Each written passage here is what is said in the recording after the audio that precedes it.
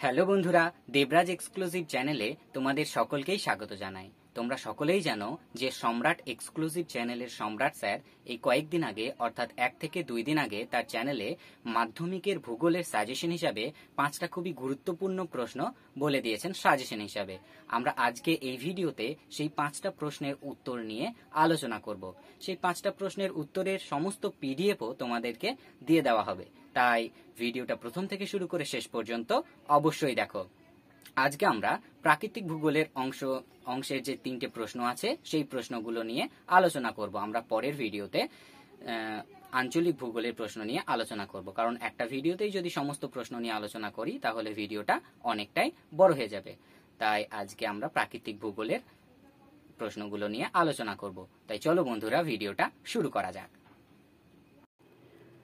তো এখানে প্রথম প্রশ্ন দেওয়া আছে যে নদী এবং বায়ুর ক্ষয়কার্যের ফলে সৃষ্ট 3টি ভূমিরূপ চিত্রসহ আলোচনা করো। ভালো করে লক্ষ্য করে দেখো, এই প্রশ্নতে কিন্তু দুটো প্রশ্ন ঢুকে আছে, নদী আর বায়ু।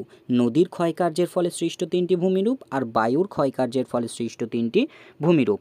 তো চলো আমরা প্রথমে দেখে নেব যে নদীর ক্ষয়কার্যের ফলে সৃষ্ট 3টি ভূমিরূপ।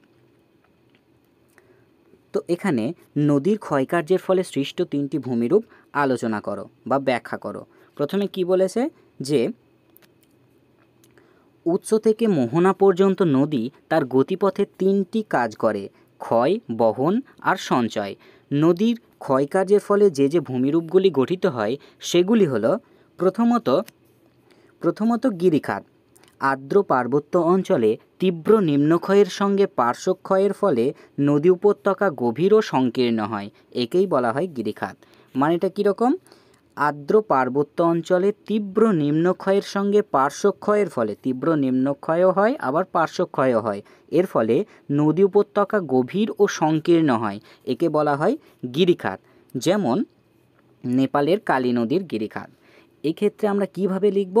যে প্রথমে এই নদীর ক্ষয়কার্যের ফলে কি কি ভূমিরূপ গঠিত হয় সেটাকে লিখব, সেটা জিনিসটা কি তার সংজ্ঞাটা লিখব, তারপরে যে কোনো একটা উদাহরণ দেব, তারপরে নিচেতে একটা করে ছবি দেব। এখানে গিরিখাতের একটা ছবি, এখানে যে তীব্র পার্শ্বক্ষয়ও ঘটেছে আবার নিম্নক্ষয়ও ঘটেছে, এর ফলে ভি আকৃতির একটি উপত্যকার সৃষ্টি হয়েছে, একেই বলা হয় গিরিখাত। 2 নাম্বার ক্যানিয়ন। শুষ্ক পার্বত্য অঞ্চলে পার্শ্বক্ষয়ের তুলনায় তীব্র নিম্নক্ষয়ের ফলে নদী উপত্যকা অত্যন্ত গভীর ও সংকীর্ণ হয়, একেই বলা হয় ক্যানিয়ন। আমরা গিরিখাতে যেমন দেখেছিলাম যে পার্শ্বক্ষয়ের সঙ্গে নিম্নক্ষয় হয়, কিন্তু ক্যানিয়নের ক্ষেত্রে শুধুমাত্র নিম্নক্ষয় বেশি দেখা যাবে, পার্শ্বক্ষয় বেশি দেখা যাবে না। যেমন পেরু কলকা নদীর ক্যানিয়ন দ্য কলকা, এটা হলো উদাহরণ। এর ক্যানিয়নের ছবিটা হলো এরকম, যে পার্শ্বক্ষয় সেরকম হয় না, শুধুমাত্র নিম্নক্ষয়টা ভালো দেখা যায়। এরপর 3 নাম্বার জলপ্রপাত। নদীর গতিপথ বা ঢাল হঠাৎ খাড়াভাবে নেমে গেলে জলরাশি প্রবল বেগে ঢালের উঁচু অংশ থেকে নিচে সরাসরি পতিত হলে তাকে জলপ্রপাত বলা হয়। জলরাশি, মনে করো এই নদী বরাবর জলরাশি যাচ্ছে, সেটা যদি তার ঢাল বরাবর হঠাৎ খাড়া থেকে নেমে যায়, হঠাৎ এরকমভাবে নেমে যায়, তাহলে কি হবে? জলরাশি প্রবল বেগে নিচের দিকে পড়তে থাকবে, একেই বলা হয় জলপ্রপাত। যেমন যোগ জলপ্রপাত, নায়াগ্রা জলপ্রপাত ইত্যাদি। এবার জলপ্রপাতের ছবিটা কি হবে? ঠিক সেরকমভাবে প্রথমে কঠিন শিলা, নরম শিলা, তার নিচেতে আবার কঠিন শিলা। প্রথমে নদীটা কি হবে? সামনের দিকে এগোতে থাকবে। যদি সেরকম হঠাৎ কোনো ঢাল পায় তাহলে কি হবে? জলরাশি প্রবল বেগে নিচের দিকে পড়তে থাকবে, এভাবেই জলপ্রপাতের সৃষ্টি হবে। এরপর যে কোনো 3টে লিখতে বলেছিল, কিন্তু আমি এখানে 4টে উদাহরণ দিয়েছি। যে খরস্রোত, কম নদী ঢালে গঠিত অতি ক্ষুদ্র অল্প উঁচু জলপ্রপাতকে র্যাপিড বা খরস্রোত বলা হয়। কম নদী ঢালে গঠিত অতি ক্ষুদ্র অল্প উঁচু জলপ্রপাতকে র্যাপিড বা খরস্রোত বলা হয়।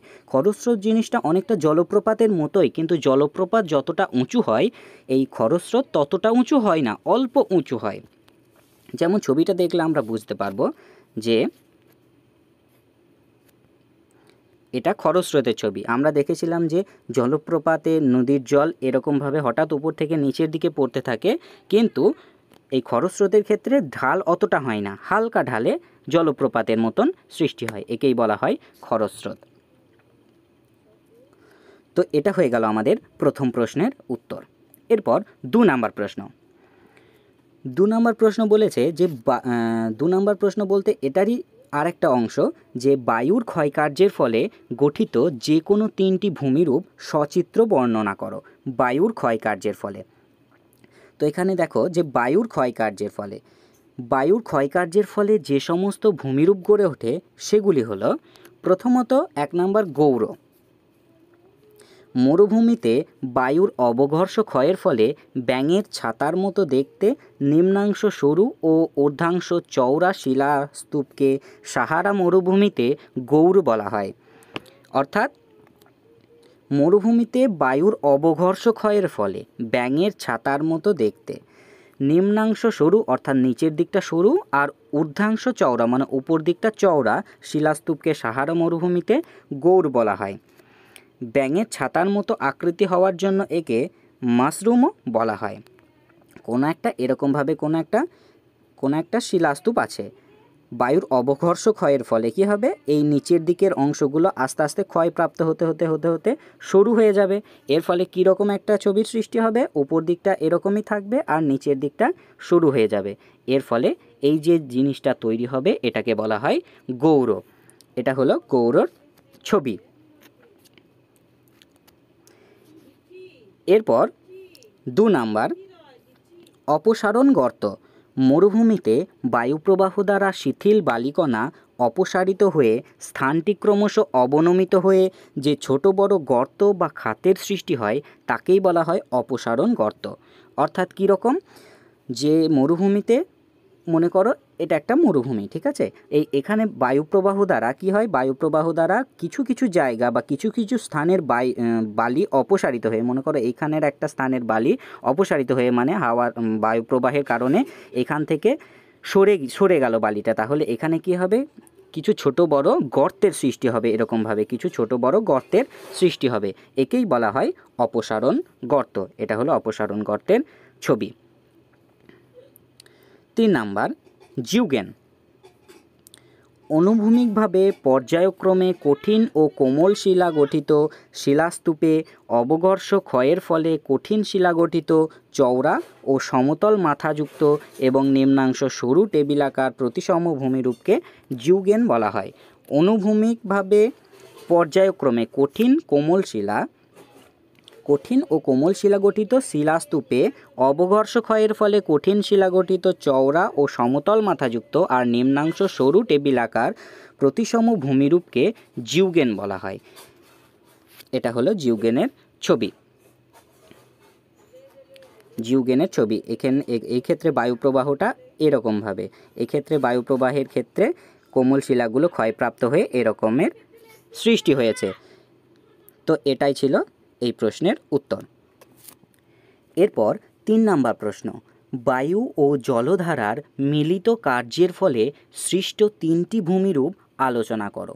বায়ু আর জলধারার মিলিত কার্যের ফলে সৃষ্ট ভূমিরূপ। তো এখানে তোমরা দেখতেই পাচ্ছ যে বায়ু আর জলধারা,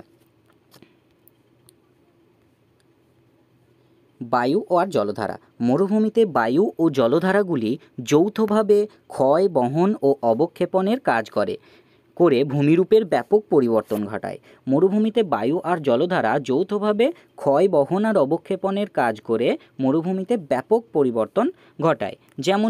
যেমন 1 নাম্বার ওয়াদি। মরুভূমিতে অব্যবহৃত শুষ্ক নদী খাতকে বলা হয় ওয়াদি। মরুভূমিতে অব্যবহৃত মানে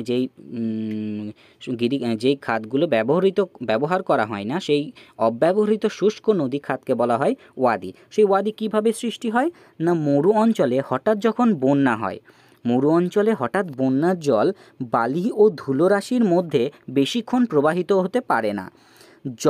জলধারা যতই এগোতে থাকে, জলে বালি ও ধুলোর পরিমাণ বৃদ্ধি পেয়ে জলধারাটি শুকিয়ে যায় এবং তার প্রবাহপথের চিহ্নস্বরূপ শুষ্ক খাতটি পড়ে থাকে। মানেটা কি? মনে করো এটা একটা মরুভূমি, এটা একটা মরুভূমি।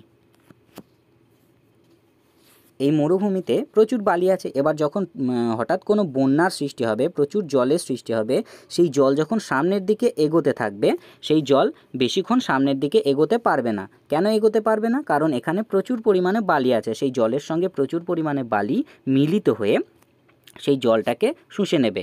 এর ফলে কী হবে না, সেই জলধারাটি শুকিয়ে যাবে আর তার প্রবাহপথের চিহ্নস্বরূপ শুষ্ক খাতটি পড়ে থাকবে। এভাবেই ওয়াদির সৃষ্টি হবে।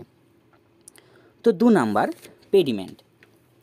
এই সমস্ত নোটগুলোই তোমাদেরকে দিয়ে দেওয়া হবে, তাই ভিডিওটা শেষ পর্যন্ত অবশ্যই দেখো। 2 নাম্বার পেডিমেন্ট।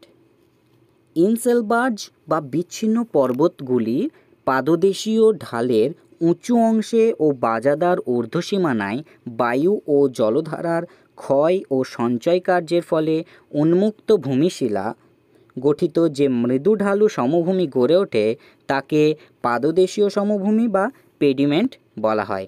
মানে জিনিসটা কী রকম? এই যে বাজাদা বলছি, এই বাজাদা আমরা এর নিচেতেই পড়বো 3 নাম্বারে।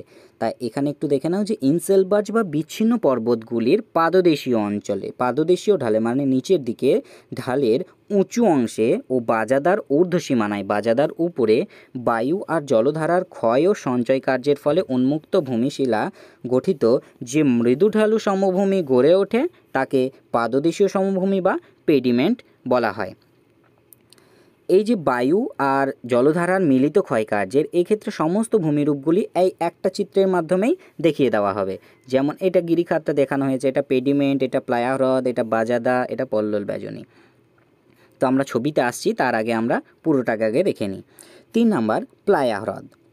মরুভূমির পাহাড় ঘেরা অবনত ভূমিতে জলধারাগুলি মিলিত হয়ে লবণাক্ত জলের হ্রদের সৃষ্টি করে। এগুলিকে যুক্তরাষ্ট্রে প্লায়া, উত্তর আফ্রিকায় সট, ভারতের রাজস্থানে ধান্দ, যুক্তরাষ্ট্রের সোনেরানে বোলসন বলা হয়। এই যে ভারতের রাজস্থানের ধান্দ বলা হয়, এই ভারতের রাজস্থানের ধান্দ বলা হয়, এটা কিন্তু তোমাদের পরীক্ষায় প্রায় প্রত্যেক বছরই শর্ট কোয়েশ্চেন আসে যে ধান্দ বলা হয় কোন, প্লায়া হ্রদকে ধান্দ বলা হয় কোথায়? ভারতের রাজস্থানে। তো প্লায়া হ্রদ কি? মরুভূমির পাহাড় ঘেরা অবনত ভূমিতে জলধারাগুলি মিলিত হয়ে লবণাক্ত হ্রদের সৃষ্টি করে, সেটাকেই বলা হয় প্লায়া হ্রদ। এরপর 4 নাম্বার বাজাদা বা বাহাদা। মরুভূমির জলধারাগুলি পলি বালি সঞ্চিত করে বা পল্লল সংঘগুলি পরস্পর যুক্ত হয়ে মৃদু ঢালু সমভূমি গঠিত হয় এবং প্লায়া হ্রদ সমভূমিতে মিলিত হয়, একে বাজাদা বলা হয়।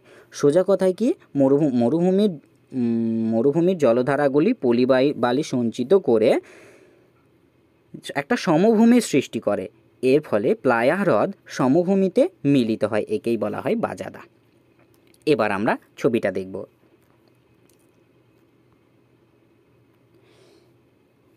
এক্ষেত্রে তোমরা দেখতেই পাচ্ছ যে আমরা প্রথমে বলেছিলাম যে ওয়াদিটা বলেছিলাম মরুভূমিতে অব্যবহৃত শুষ্ক নদী খাত। এই যে মরুভূমিতে, এটা মনে করো মরুভূমি, ঠিক আছে? এই মরুভূমিতে অব্যবহৃত যে সমস্ত শুষ্ক গিরিখাত, যে সমস্ত